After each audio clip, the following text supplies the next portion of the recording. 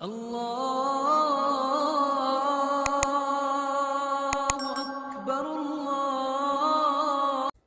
ایسی نہیں ہے، یہ قاف نہیں ہے، نقطے نہیں ہے۔ اچھا جی، آپ اس کا مشورہ دیں۔ تحقیق ہو رہی ہے بڑی غور سے۔ ایف آئی آر کاٹنی چاہیے؟ جی کاٹنی چاہیے بالکل، کیونکہ اس نے مشابہت ایف آئی آر کی عبارت کیا ہونی چاہیے تاکہ کل کو اگر فرض قرآن کیا کے ساتھ اس نے مشابہت اختیار کرتا ہوا سوٹ پہنا، اور جو کہ بے ادبی ہے۔ قرآن کی آیات کی مشابہت کے ساتھ ایک سرکاری گناہ ہے، ایک سرکار کا گناہ ہے، یہ سرکار کا گناہ، اسلامی گناہ ہے، یہ سیاسی گناہ ہے۔ لہٰذا اس نے قرآن کے ساتھ مشابہت رکھتے ہوئے سوٹ پہنا، جو کہ نہیں پہننا چاہیے۔ اس سے کیا کہتے ہیں، اسلام کی یا مسلمانوں کی بہت دل آزاری ہوئی۔ یہ وہ سوٹ ہے جو عربی میں یعنی سعودی عرب میں لانچ ہو گئی۔ کہتے قرآن علی بھائی کی ویڈیو اچھا یہ قرآن تو آیا ہدایت کے لیے، بہت زبردست۔ قرآن تو انہوں نے کر لیا سائڈ پہ، آپ کو مولویوں کی کتابیں پکڑا دی ہیں، اور ان کو پتہ نہیں ہے کتنی بڑی گستاخی کر رہے ہیں کہ مولویوں کی کتابیں آسان ہیں اور اللہ کی کتاب مشکل ہے۔ یعنی مولویوں کو زیادہ اچھا طریقہ پتہ ہے کہ ہم نے کس آسان طریقے سے بات لوگوں کو سمجھانی ہے، اللہ تعالیٰ کو آسان طریقہ نہیں سمجھانے کے لیے آیا۔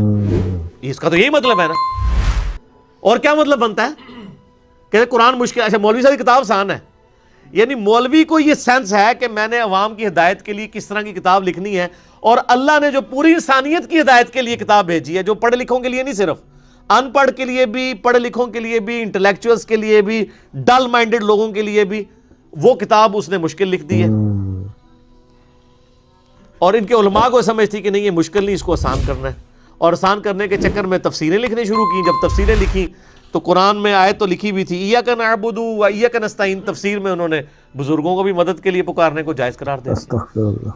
تفسیریں تو زیادہ تر میرے بھائی قرآن پاک کو کاؤنٹر کرنے کے لیے لکھی جاتی ہیں، اسی لیے آج دیکھیں، آج بھی جو بندہ نیک نیتی کے ساتھ قرآن پاک کھول کے بیٹھتا ہے نا، وہ کسی بھی فرقے کا قرآن پڑھ لے وہ اللہ تک پہنچ جاتا ہے۔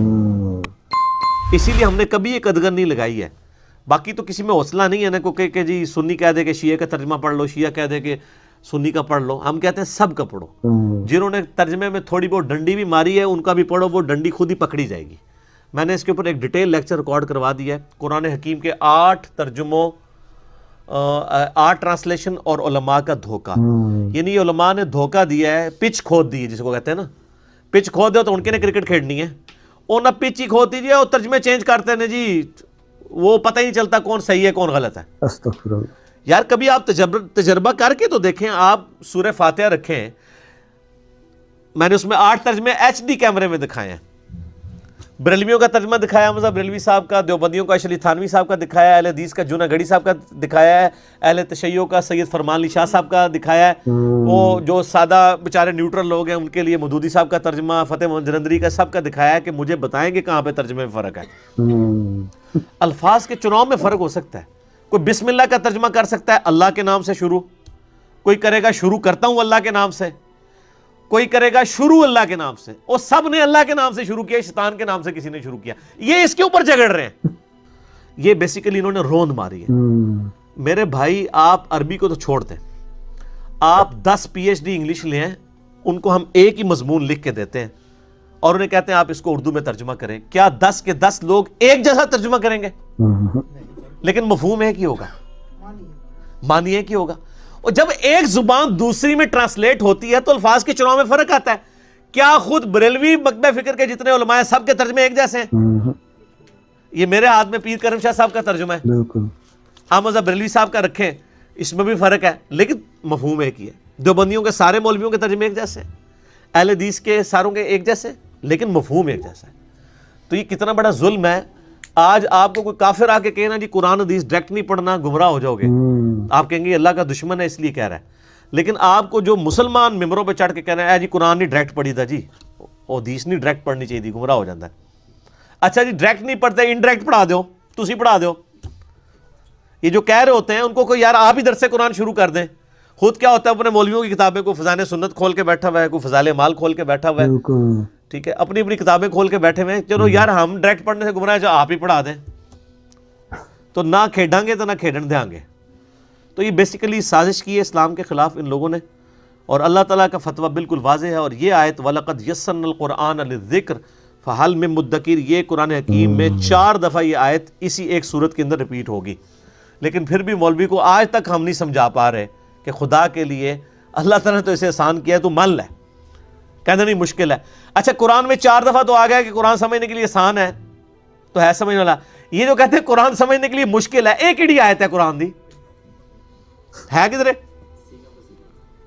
کہیں بھی نہیں لکھی ہوئی، جہاں بھی آیا ہے اللہ نے کہا آسان ہے، قرآن سے نصیحت حاصل کرو۔ تو یہ جو مشکل والی بات ہے ان کو پوچھنی چاہیے تھی، یہ کہاں لکھی ہوئی ہے کہ قرآن سمجھنے کے لیے مشکل ہے؟ کہیں لکھا ہوا ہے قرآن پاک میں؟ تو صحابہ کرام کیا پی ایچ ڈی تھے سارے؟ اکثر کو لکھنا پڑھنا بھی نہیں آتا تھا، اللہ تعالیٰ نے ان کو ہدایت دے دی۔ چلے صحابہ کو تو چھوڑ دیں، ان کو تو آپ بینیفٹ دے دیں گے کہ نبی علیہ السلام کی صحبت کا۔ آج جو گورے مسلمان ہو رہے ہیں وہ عربی میں قرآن سیکھ رہے ہیں، وہ تو انگریزی ترجمہ پڑھ رہے ہیں، اللہ ان کو ہدایت دے رہا ہے۔ اصل میں چونکہ ان کے اپنے عقیدے قرآن کے خلاف ہے نا، اس لیے یہ رسک لے ہی نہیں سکتے کہ لوگوں کو قرآن کے اوپر لگائیں۔ یہ وہ ایکسٹریم لیول پہ پہنچے ہوئے ہیں جو اسلام کو بدنام کر رہے ہیں پوری دنیا میں۔ اب سوچئے اس خاتون کا قتل کر دیا جاتا یا مار دیا جاتا، ہم کیا ایز اے پاکستانی دنیا کو کیا منہ دکھانے کے قابل نہیں ہوتے۔ یہ تو اللہ جزائے خیر دے، اے ایس پی صاحبہ جو خاتون تھیں وہ وہاں پہنچی اور انہوں نے اس خاتون کی جان بچائی، تو پولیس کا بھی ہم سب شکریہ ادا کرتے ہیں کہ انہوں نے ایسے موقع پہ بروقت کارروائی کر کے اس خاتون کی جان بچا لی۔ رسول اللہ صلی اللہ علیہ وسلم نے فرمایا پچھلی امتوں میں ایک نبی تھے جن کو ایک چیونٹی نے کاٹا، تو آپ صلی اللہ علیہ وسلم نے فرمایا ان نبی نے ساری چیونٹیوں کو جلا دیا، جتنی بھی وہاں چیونٹیوں کا ایک جتھا تھا۔ تو اللہ نے وحی نازل کی کہ کاٹا آپ کو ایک چیونٹی نے اور آپ نے ساری چیونٹیوں کو کس بیس پہ مارا۔